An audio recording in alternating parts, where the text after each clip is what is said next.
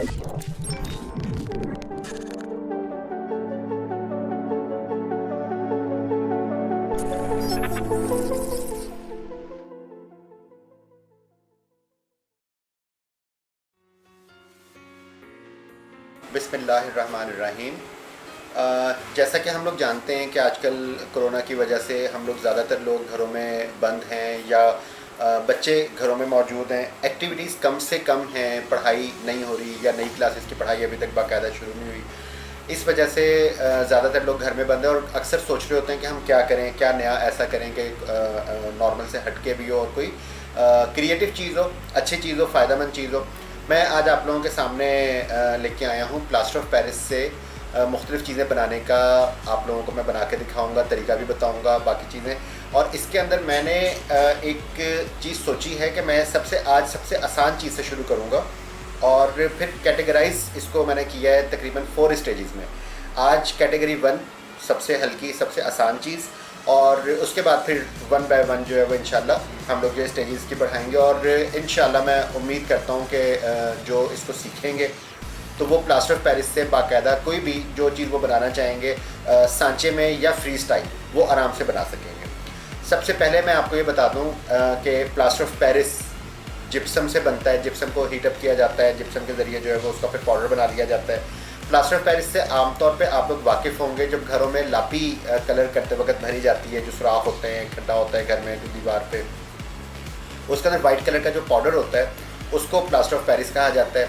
और वो फ़ौरन जमता, मतलब उसकी क्वालिटी है जैसे सीमेंट है। सीमेंट को जमने के लिए तो 24 आवर्स चाहिए होते हैं और सेटल उस टाइम तक अगर उसको हम हिला देंगे तो वो जमा नहीं होता, बल्कि वो चीज़ ख़राब हो जाती है। लेकिन प्लास्टर ऑफ पेरिस की ख़ास क्वालिटी ये है कि ये बनाते बनाते विद इन 5 और 10 मिनट्स सेटल हो जाता है।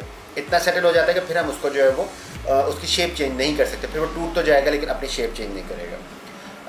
प्लास्टर ऑफ पेरिस की कीमत जो है वो तकरीबन 1 पाउंड मीन्स 450 ग्राम्स का तकरीबन जो है वो मिल जाता है 20-25 रुपये तक का। 1 kg 30 रुपीज़ तक का मिल जाता है। लेकिन मैं लेके आया हूँ 25 kg का बैग, जो कि मुझे मिला है 300 रुपीज़ का। मीन्स अगर हम ज़्यादा बड़ी क्वांटिटी लेते हैं उस सूरत में इसकी कीमत ना होने के बराबर। मीन्स आप ये समझ लें कि अगर मैं 10 kg के पैकेट्स लेता तो वो मुझे 350 से ऊपर के मिलते हैं 10 kg। अब ये 25 kg मुझे मिला है बोरी की शक्ल में, जिसको मैंने मतलब 1.5 किलो के मैंने पैकेट्स बना के रख दिए, ताकि प्लास्टर ऑफ पेरिस में अगर नमी चली जाती है तो ये हार्ड हो जाता है, जम जाता है। जमने के बाद प्लास्टर ऑफ पेरिस किसी काम का नहीं रहता। पाउडर फॉर्म में ये काम में आ जाता है, लेकिन जैसे ही इसके अंदर नमी चली जाती है, अगर हवा की नमी, जैसे आजकल आप लोग जानते हैं कि मानसून इस दफ़ा बताया जा रहा है कि 15 जुलाई के बजाय 15 जून से स्टार्ट हो रहा है, तो नमी का मौसम जब होता है तो उसके अंदर प्लास्टर ऑफ पेरिस हो या सीमेंट के अंदर भी जिप्सम की एक ख़ास थोड़ी मिकदार डाली जाती है, और मकसद उसका होता है कि वो थोड़ा सा जल्दी सेटल हो जाए। लेकिन वो इतनी बड़ी मिकदार नहीं होती, इसलिए सीमेंट जो है वो आराम आराम से सेटल होता है। अब मैं सबसे पहले आप लोगों के सामने ये प्लेट है, इस प्लेट के अंदर जो है वो प्लास्टर ऑफ पेरिस, जो कि सबसे मैं समझता हूँ कि आसान तरीन है, हम इसके अंदर अंदाजे से पानी की एक मिकदार। अच्छा, एक चीज़ आप लोग ज़हन में रखिएगा कि पानी कम हो या ज़्यादा, प्लास्टर ऑफ पेरिस बारीक पतला बने, मींस उसकी विस्कोसिटी, उसका थिकनेस कम हो या ज़्यादा, दोनों सूरतों में इसने जमना ही जमना है। अगर थिक ज़्यादा होगा तो फ़ौरन जम जाएगा, अगर बारीक होगा तो देर से जमेगा।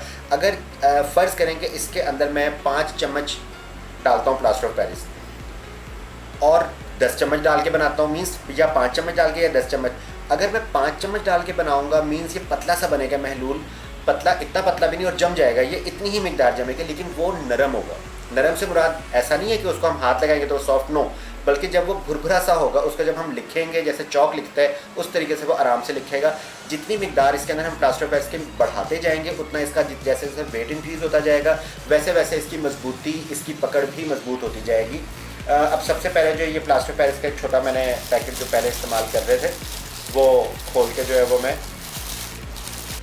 इसके अंदर, अब मैं पहले अंदाजे से हम लोगों ने इसमें करना होता है, कोई इतना हार्ड एंड फास्ट नहीं है। जैसे मैंने आप लोगों को बताया कि इसके अंदर जितनी भी मिकदार में डालूंगा, कम भी अगर होगी थोड़ी सी तो भी उस टाइम जमना ही जमना है, टाइम थोड़ा सा ज़्यादा लेगा।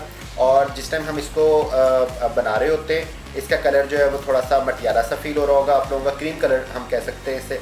जैसे ही ये सूख जाएगा तो ये हो जाएगा वाइट कलर का, बिल्कुल इस तरह का वाइट कलर, जैसे ये आपको बॉक्स नज़र आ रहा है, अब इसको मैं फिंगर से, अच्छा इसका कोई नुकसान नहीं है, अगर हाथ पे ये लगता है, सिर्फ हाथ को थोड़ा सा खुश्क करेगा, आप बाद में इसके सूखने के बाद हाथ को जो है वो किसी कपड़े से साफ़ कर लें या पानी से धो लें, दोनों सूरतों में बड़े आराम से धुल जाता है। इसको मैंने, इसका पानी कंप्लीट जो है वो आप देख लें कितनी इजीली ये मिक्स हो गया है। अब एक दफ़ा मैं इसके अंदर फिंगर चला के पानी इसका कंप्लीट मिक्स कर दूंगा, ताकि कहीं पे ज़्यादा हार्ड और कहीं पे बिल्कुल ही ऐसा ना हो। ये आप देख रहे हैं कि थोड़ा सा थिक सा बना है, इतना थिक ही हमारे लिए काफ़ी है ताकि ये जल्द सेटल हो जाए।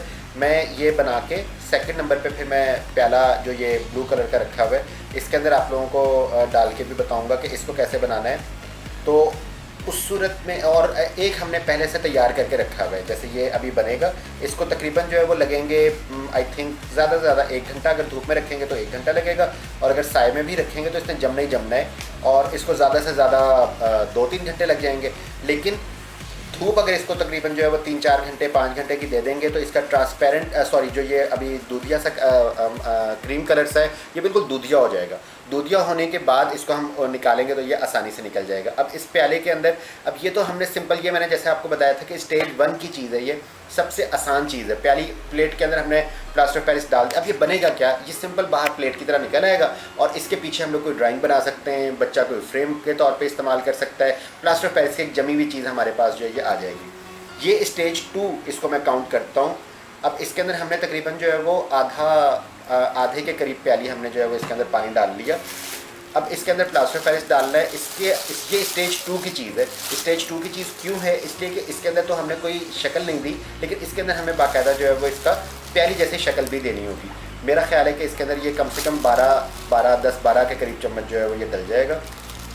इसको थोड़ा सा थिक बनाना होता है, जितना ये अगर थिन होगा तो उतना जो है वो ये मुश्किल से साइडों पे जो है वो होगा। इसके अंदर अगर कोई छिलका आ जाता है, जैसे ये अभी एक बोरी का रेज़ा आ गया है, तो इसके अंदर तो पटसन आप लोग जानते हैं कि जिससे बोरियां बनती हैं ब्राउन वाली, जिनमें पहले आटा आया करता था, गंदम आजकल भी तकसीम की जा रही होती है जिसके अंदर, तो वो पटसन की बोरी होती है। तो उसके रेज़े भी, उसकी सुतलियाँ या बारीक बारीक से रेशे भी मिलते हैं, जो कि प्लास्टर ऑफ पेरिस की, अगर हम लोग जो फॉर सीलिंग बनाते हैं छतों पे प्लास्टर ऑफ पेरिस जो लगाया हुआ होता है उसके अंदर वो डाला जाता है। इसलिए अगर छोटी मोटी कोई इसके अंदर कोई बोरी का टुकड़ा या कागज़ का टुकड़ा या कोई चीज़ आ जाए, उसका कोई प्रॉब्लम नहीं है, क्योंकि इसको हमने खाने के लिए तो इस्तेमाल करना नहीं है। इस वजह से उसकी वजह से कोई मजबूती ही ज़्यादा आएगी। मेरा ख्याल है कि इसके अंदर 1 चम्मच में और डाल देता हूँ, उसके बाद मैं चेक करता हूँ, अगर ज़रूरत होगी तो और डाल दूँगा, नहीं होगी ज़रूरत तो इतना काफ़ी है।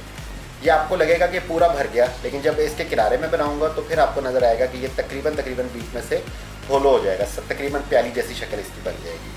अब इसका जो प्याला बनाने के लिए हमने इसको इस तरीके से करते जाना है। हमने बीच में से जमा हुआ निकालना है प्लास्टर ऑफ पेरिस, और इसकी दीवारों पे आहिस्ता आहिस्ता करके इस तरीके से डालते जाना है। मैंने जैसे आप लोगों को पहले बताया कि प्लेट जो मैंने बनाई है वो स्टेज 1 में उसको काउंट कर रहा हूँ, ये स्टेज 2 की चीज़ है, थोड़ी सी उसकी निस्बत बेहतर, इसको मैं कहूँगा एक कैटेगरी ज़्यादा, क्योंकि ये प्याली जैसी शक्ल बन जाएगी ये इसकी जिस टाइम ये थोड़ा थोड़ा। अच्छा, आप ये देख रहे होंगे कि कहीं कहीं आपको ब्लू कलर भी नज़र आ रहा होगा, यानी कि जब मैं लगा रहा हूँ तो वो नीचे उतर के जा रहा है, तो ये ऐसा ही होगा शुरू में। इसको 5-6-7 दफ़ा तकरीबन जब मैं ये मुख्तलिफ राउंड लेता जाऊँगा तो फिर ये जम चुका होगा उस टाइम तक, और फिर ये थिक और बाकायदा इसकी तकरीबन आधी इंच मोटी दीवार जो है वो ये बन जाएगी, और ये प्याली जैसी शक्ल इसकी बन जाएगी। इसका भी हमने जो है वो एक प्याली जो है वो बना के रखी हुई है। इसको मैं कंप्लीट आपके सामने कर दूं, ताकि आप लोग, कई दफ़ा ऐसा होता है कि यूट्यूब पे हम लोग कोई चीज़ देख रहे होते हैं और वो चीज़ जब हम लोग बनाते हैं तो वो वैसी नहीं बनती जैसी दिखाई हुई होती है। उसकी मेन वजह ये होती है कि वो आपके सामने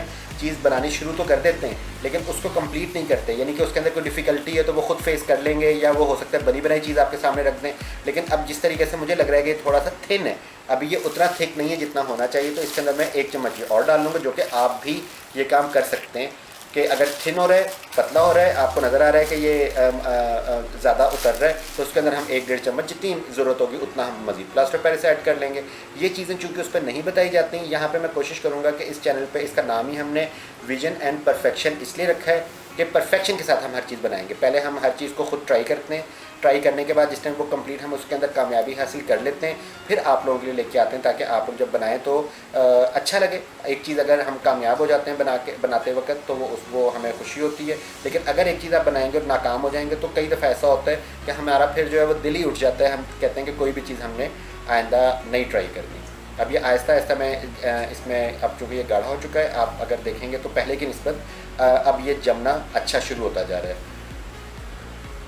तकरीबन 5-6 राउंड इसके मुझे देने पड़ेंगे। उसके बाद जो ये अंदर से प्याला कम होता जाएगा, डीप होता जाएगा, यानी कि ये इसकी सरफेस जो है ये अंदर जाती जाएगी, सतह इसका जो प्लास्टर ऑफ पेरिस दरमियान में बहुत ज़्यादा मिकदार में नज़र आ रहा है। घर में मुख्तलिफ बर्तन, अच्छा एक और बात मैं इसके लिए ख़ास बता दूँ, ये जो प्याली है इसकी शेप आप देखें, अगर इसके अंदर आप बर्फ़ जमाएंगे तो वो बर्फ़ आराम से निकल जाएगी। एक बर्तन होता है वो मुनक्किश होता है, मुनक्किश का मतलब ये कि अंदर वो डिज़ाइन उसके होते हैं, उस बर्तन में से बर्फ़ नहीं निकलती। हम लोगों ने आमतौर पे जो फ्रिज के अंदर बर्फ़ के लिए बर्तन जमाते हैं, आप लोगों ने देखा होगा कि वो बर्तन आमतौर पे बिल्कुल प्लेन होते हैं। इसके लिए भी जो बर्तन आपने लेना है वो प्लेन होना चाहिए, कोन शेप का, थोड़ा सा कोन से मुराद मेरी ये है कि नीचे से थोड़ा नैरो और ऊपर से थोड़ा सा वाइड होना चाहिए, उस पर से तो प्लास्टर ऑफ पेरिस निकल आएगा। अदरवाइज़ प्लास्टर ऑफ पेरिस अंदर फंस जाएगा, वो आपका बर्तन जो है वो ख़राब हो जाएगा, आप उसमें से प्लास्टर ऑफ पेरिस कैसे निकालेंगे। अब इसके अंदर जो है ये मैंने पहले एक्सपेरिमेंट कर चुका हूँ, ये इस प्याली के अंदर, इस प्याली से जो है वो हम प्लास्टर ऑफ पेरिस बआसानी बाहर निकाल सकते हैं। आप लोग देख रहे होंगे अभी तक इसकी दीवारें जो है वो बाकायदा नहीं पकड़ रही, क्योंकि ये प्लास्टिक का बर्तन है और बहुत ज़्यादा वो ग्लेज्ड किस्म का बर्तन है ये, इसलिए इसको थोड़ा सा टाइम लगेगा। लेकिन जैसे जैसे प्लास्टर ऑफ पेरिस थिक होता जाएगा वैसे वैसे इसकी दीवारें जो हैं वो प्लास्टर ऑफ पेरिस को पकड़ती जाएंगी। अब देखें इसे किनारे जो है वो थोड़े थोड़े जो है वो पकड़ने इसने शुरू कर दिए हैं। अब तकरीबन 1-1.5 मिनट मज़ीद लगेगा तो उसके फिर किनारे ये मोटे होने शुरू हो जाएंगे। अब तकरीबन कोई 8वां तकरीबन राउंड है। हमने जो जिस तरीके से हम कर रहे थे करना वही है, कोई और तरीका नहीं। आहिस्ता आहिस्ता थिक होते जाना है, आहिस्ता आहिस्ता दीवारों की थिकनेस मोटी होती जानी है, ऐसे ऐसे अंदर से कम होता जाएगा और दीवारों पे जो है ये जमना शुरू हो जाएगा। जैसे कि अब ये इस टाइम इसकी विस्कोसिटी बहुत अच्छी हो चुकी हुई है, तो लेकिन अगर शुरू में हम इतना गाढ़ा कर लेंगे तो फिर वो चंद सेकंड्स में जम जाएगा, फिर वो हम जिस मकसद के लिए जो शेप देना चाह रहे हैं हाथ से वो दे ही नहीं सकेंगे। तो इस वजह से इसको जो है वो थोड़ा थोड़ा यानी कि पतला ही रखना होता है शुरू में, और आहिस्ता आहिस्ता जो है वो, अब ये देखें अंदर से आपको शायद फील हो रहा हो कि ये अंदर इसका जो मिसाला है या प्लास्टर ऑफ पेरिस है तो उसकी सरफेस नीचे जाती जा रही है, डीप होती जा रही है, क्योंकि दीवारें इसकी मोटी होती जा रही हैं। अभी तकरीबन ये प्याले की शेप इसके अंदर आ जाएगी और फिर हम इसको जो है वो हाथ से, क्योंकि ये मैंने जैसे बताया कि प्लास्टर ऑफ पेरिस की स्टेज 2 है ये, यानी कि कैटेगरी 2 कह लें, स्टेज 2 कह लें, तो थोड़ा सा इसके अंदर जो है वो आपके हाथ का वर्क ज़्यादा है। जो 3 कैटेगरी होगी उसके अंदर बहुत ज़्यादा हाथ का वर्क होगा, फ्री हैंड यानी कि हमें यूज़ करना पड़ेगा। और जो फिर 3, 4, 5 स्टेज इंशाल्लाह होगी उसके अंदर जब चीज़ें बनाएंगे तो वो आप लोगों को उम्मीद है कि बहुत ज़्यादा मज़ा आएगा। और अगर आप लोग स्टेज 1 से चल रहे होंगे तो आप लोगों को बनाने में कोई डिफ़िकल्टी नहीं होगी। अब आप ये देख रहे हैं कि ये बिल्कुल बाकायदा जो है वो पेस्ट की तरह जो है वो जमा हुआ लग रहा है। किनारे हमने इसके बिल्कुल सीधे रखने हैं। अगर हम किनारे अंदर की तरफ मुड़े हुए होंगे तो फिर ये प्याली खूबसूरत नहीं लगेगी, बल्कि वो थोड़ी सी लगेगा कि जैसे किसी अनाड़ी ने बनाई हुई है, इस तरह से फील होगा। तो अच्छा, अब इस स्टेज के बाद अगला स्टेज जो अब हमने करना है, यहाँ तक ये किनारों पे तो कर दिया, अब यहाँ पे देखना है कि कहीं से किनारा अगर हमें बारीक लग रहा है तो उसको भी हमें जो है वो सेट करना है, ताकि जो है वो जिस टाइम जैसे ये किनारा यहाँ पे जो है वो कम है तो यहाँ पे मैं थोड़ा सा मज़ीद प्लास्टर ऑफ पेरिस जो है वो फिल कर दूँगा, ताकि इसकी शेप जो है वो जिस टाइम हम बाद में रगड़ाई करें, एमरी पेपर से इसको बाद में इवन भी करेंगे और उसके बाद फिर कलर करेंगे। ये सारी स्टेजेस इंशाल्लाह आपको जो है वो करके दिखाएंगे, तो ताकि आपको जो है वो खूबसूरत सा कोई पॉट अगर घर में बनाना चाहें, गुलदान बनाना चाहें तो वो आप कर सकें। इसके लिए मैंने जैसे आपको बताया कि कोई भी बर्तन आपने लेना ज़रूरी नहीं कि ऐसा ही प्याला आपके पास घर में मौजूद हो, कोई प्लेट कोई प्याली, लेकिन उसके अंदर आपने पहले दफ़ा बर्फ़ जमा के चेक कर लेना है। अगर बर्फ़ आराम से निकल जाती है, टूटती नहीं है, जमती मतलब फंसती नहीं है उसमें, तो उसके अंदर आप प्लास्टर ऑफ पेरिस भी जमा सकते हैं। लेकिन इसके लिए कोशिश कीजिएगा कि प्लास्टिक का ऐसा बर्तन जो कि कड़क ना हो, जैसे डिनर सेट के आमतौर पे जो है वो प्याले होते हैं या बर्तन नहीं होते हैं तो वो कड़क होते हैं, तो वो नहीं लेने इसके लिए, क्योंकि वो फिर कड़क सकता है। ये नरम वाली प्लेट है। अब ये देखें इसके अंदर मैं दीवारों को इसकी सीधा सीधा करता जा रहा हूँ ताकि इसकी शेप नॉर्मल हो जाए। अब जहाँ जहाँ प्लास्टर ऑफ पेरिस की कमी होगी वहाँ वहाँ मैं भरता जाऊँगा, इसकी वजह से इसकी थोड़ी सी जो डीपनेस है वो भी बढ़ जाएगी। अब ये देखें जहाँ जहाँ आप लोगों को नज़र आ रहा होगा अंदर से जो प्लास्टर ऑफ पेरिस की फिलिंग कम है, वहाँ वहाँ मैं प्लास्टर ऑफ पेरिस भरता जा रहा हूँ और इसकी शेप जो है वो पहले जैसी। अनइवन भी अगर होगा थोड़ा बहुत तो चल जाएगा, क्योंकि बाद में हमें एमडी पेपर से इसको जो है वो रगड़ाई तो करनी ही करनी है। तो इसलिए जो है वो पहली दफ़ा में जो आप बनाएंगे तो वो बहुत ज़्यादा ज़रूरी नहीं है कि फ़ाइन बने, जैसा भी बने आप उसको बनाइएगा, लेकिन ट्राई ज़रूर करें ताकि जो है वो आपको ये आराम से जो है वो आप लोग बना सकें और एक मज़े की कोई चीज़ बना सकें इससे। अब ये अच्छा खासा हार्ड होता जा रहा है, अब ये मतलब अपनी बाकायदा शेप में आ रहा है। अब मैं इसको मज़ीद थोड़ा सा देख के जहाँ जहाँ शेप की ज़रूरत है वहाँ वहाँ मैं कर रहा हूँ, ताकि बाद में कम एमडी पेपर यूज़ करना पड़े। जितना ज़्यादा अभी अच्छा ये हो जाएगा उतना एमडी पेपर जो है वो कम इस्तेमाल करना पड़ेगा।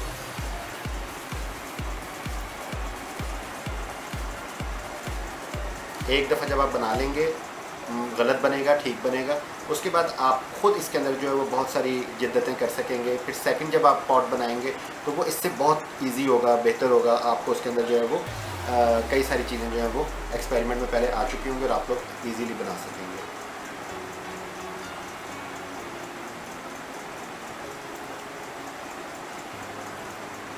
अब इसको मैं फाइन कर रहा हूँ ताकि मेरे लिए एमडी पेपर का मामला जो है वो थोड़ा सा कम से कम रहे। आहिस्ता आहिस्ता ये इतना हार्ड होता जाएगा कि फिर ये जिस तरह से मेरी फिंगर्स पे चिपका हुआ है ये सारा भी इधर ही चिपक जाएगा, और फिर ये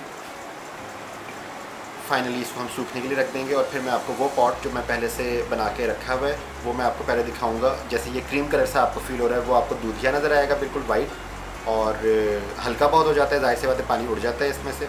और उसके अलावा वो फिर निकालना कैसे इस पॉट पे से, वो निकालना भी थोड़ा सा एक आर्ट है, क्योंकि ये ओरिजिनली प्लास्टर ऑफ पेरिस के लिए तो पॉट नहीं बने हुए। इस वजह से जो है इसको निकालना इसके अंदर से थोड़ा सा आर्ट है, जो कि आपको जो है वो, इसीलिए मैं कह रहा हूँ कि कड़क प्याली इस्तेमाल नहीं कीजिएगा, थोड़ी सी जो हाथ से दबाने से दबती हो वो प्याली इस्तेमाल कीजिएगा। अब आलमोस्ट ये जम चुका हुआ है। अब ये देखें आप, इसके अंदर जो है वो तकरीबन प्याली जैसी शेप तकरीबन आ गई है। प्लास्टर ऑफ पेरिस का फिंगर पे लगने से कोई नुकसान नहीं है, बस कोशिश करें कि फर्नीचर वगैरह के, क्योंकि चौक जैसी चीज़ है, फर्नीचर के ऊपर इसका पाउडर ना गिरे या लिक्विड फॉर्म में ना गिरे।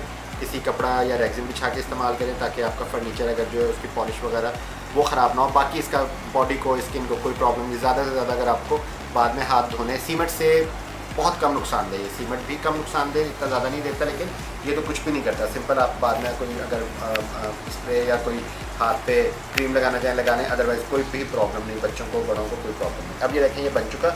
अब इसकी शेप, अब अगर इसको मैं तोड़ना चाहूँगा या कुछ करना चाहूँगा तो अब ये टूट तो जाएगा, लेकिन अपनी शेप में दोबारा ये लिक्विड फॉर्म में नहीं आएगा। अच्छा, ये एक पॉट ये मैंने बना दिया, एक आपके सामने मैंने ये बना दी। अब ये हमने अभी बनाया। अब ये जब ये बन जाता है प्लास्टर ऑफ पेरिस तो ये हॉट होना शुरू हो जाता है। बाकायदा अगर इसके बर्तन को हम हाथ लगाएंगे तो, क्योंकि इसके अंदर जो है वो एक्सोथर्मिक रिएक्शन हो रहा होता है, जिसकी वजह से ये हॉट फील हो रहा होता है। ये पॉट मैंने पहले से बना के रखा था। अगर आप इसको आप नोट करेंगे, इसका कलर आपको क्रीम कलर सा फील हो रहा होगा और इसका अच्छा खासा वाइट महसूस हो रहा होगा। पानी की वजह से वो क्रीम कलर हो जाता है। और ये मैंने प्लेट का जो है, जैसे ये मैंने प्लेट बनाई थी इस तरह से पहले मैंने प्लेट भी बना के रखी हुई है। अब सबसे जो अहम बात है वो ये है कि इसको हमने जो है वो इस्तेमाल कैसे करना है, इसको हमने निकालना कैसे है, वो निकालने के लिए मैं आपको जो है वो दिखाता हूँ। अच्छा, अब इनको मैं साइड पे रख देता हूँ, क्योंकि अब थोड़ा सा ठोका ठाकी वाला काम होना है। जैसे मैंने आपको पहले बताया कि निकालना इसका थोड़ा सा टेक्निक वाला काम होता है, क्योंकि ये प्लास्टर ऑफ पेरिस के ओरिजिनल पॉट्स नहीं है। इसलिए जब हम ये समझें ये लोहे का पीस है, इसको मैंने इसलिए यहाँ पे इस्तेमाल कर रहा हूँ। आपने ज़मीन के ऊपर करना है ये काम, लेकिन यहाँ से आपको अंदाज़ा हो जाएगा लोहे का ये पीस है। तो इसको हमने प्लास्टर ऑफ पेरिस के बर्तन को, जैसे मैंने आपको बताया कि कड़क प्याली नहीं लेनी। कड़क प्याली अगर आप लेंगे तो वो इस काम के दौरान टूट भी सकती है, जिसकी वजह से बच्चों को डांट भी पड़ सकती है। तो इस प्याली को हम थोड़ा सा कोशिश करेंगे नाखूनों की मदद से, अगर हम इसको थोड़ा थोड़ा जो है वो स्क्रैच कर लें, खींच लें, ताकि थोड़ा सा इसका किनारा जो है वो खुल जाए। उसके बाद हमने इसको जो है वो जब ज़मीन के ऊपर हमने इसको जहाँ पे यूँ करके मारना। आपको इसकी आवाज़ फील हो रही होगी, इसकी आवाज़ पहले आएगी बिल्कुल सॉलिड सी, फिर आपको थोड़ी सी होलो सी आवाज़ आएगी। आपको लगेगा कि ये प्लास्टर ऑफ पेरिस और प्लास्टिक अलग अलग हो रहे हैं। मैंने आपको पहले बताया कि आपने कोई डिज़ाइन वाला, जिसके ये तो इसके ऊपर डिज़ाइन बने हुए लेकिन ये उभरे हुए नहीं है, इन डिज़ाइनों के खैर है, लेकिन जो उभरे हुए डिज़ाइन होते हैं वो उसमें प्लास्टर ऑफ पेरिस जम जाएगा, आपका पॉट ख़राब हो जाएगा, प्लास्टर ऑफ पेरिस नहीं निकलेगा। इसके पहले आप प्लास्टर ऑफ पेरिस के बर्तन के अंदर बर्फ़ जमा के देख लीजिएगा। अगर उसमें बर्फ़ जम के, बर्फ़ आराम से बगैर टूटे आराम से फ़ौरन निकल आती है, उसके अंदर आपका पॉट बन जाएगा, अदरवाइज़ आपका बर्तन ख़राब हो जाएगा।